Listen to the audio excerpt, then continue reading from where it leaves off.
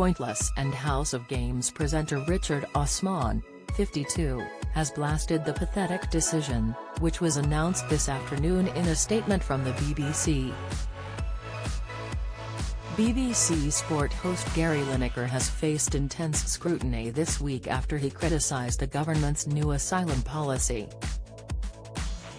The BBC has now said it considered the former striker's recent social media activity to be a breach of our guidelines.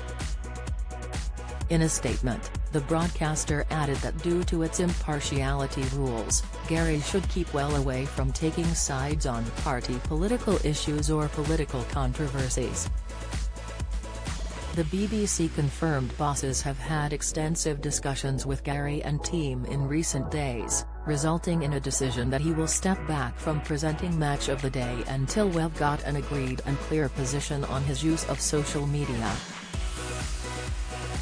However, fellow BBC employee Richard has defended Gary by slamming the move in a Twitter post. Ian Wright says he'll snub Match of the Day after Gary Lineker was taken off air. Ian Wright has been lauded as a legend, hero and inspiration by football fans after he decided to snub this weekend's Match of the Day in solidarity with colleague Gary Lineker.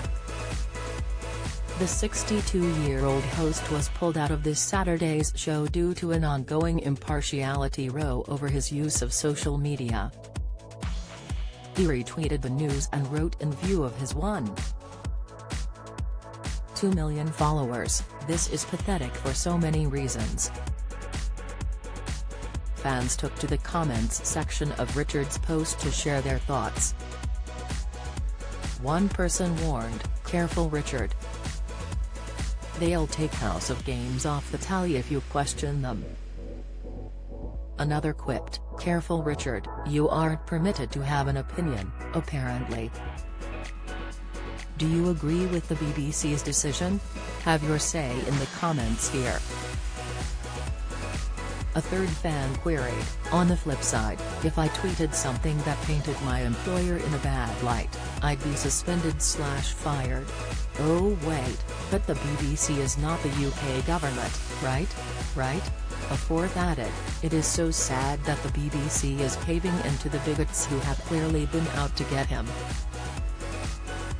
I'm sure that if he had expressed support for the government's stance that absolutely nothing would have happened about him expressing an opinion.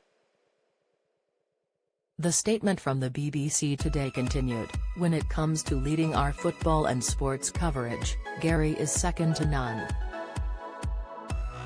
We have never said that Gary should be an opinion-free zone, or that he can't have a view on issues that matter to him, but we have said that he should keep well away from taking sides on party political issues or political controversies."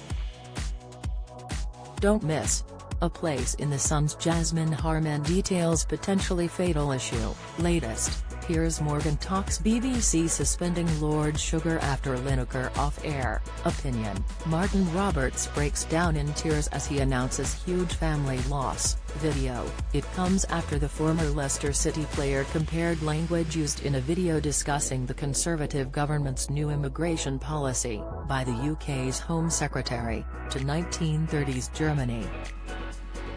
He wrote about the video, "In view of his 8.7 million followers, there is no huge influx. We take far fewer refugees than other major European countries. This is just an immeasurably cruel policy directed at the most vulnerable people in language that is not dissimilar to that used by Germany in the 30s. Yesterday, Gary told reporters outside his London home that he was standing by his comments. He also said he didn't fear being suspended by the BBC. His friend Piers Morgan also spoke out in the football pundit's defence via his talk TV show, Uncensored. The presenter told viewers, "I have no problem with Gary Lineker, a football presenter, sports presenter, from giving his views.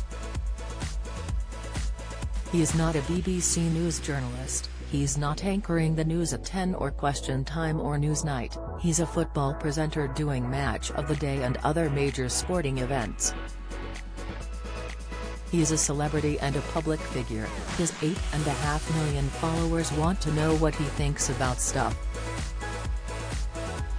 Why do we pretend that people like him exist in a sealed BBC bubble of perfect propriety, when no opinions exist?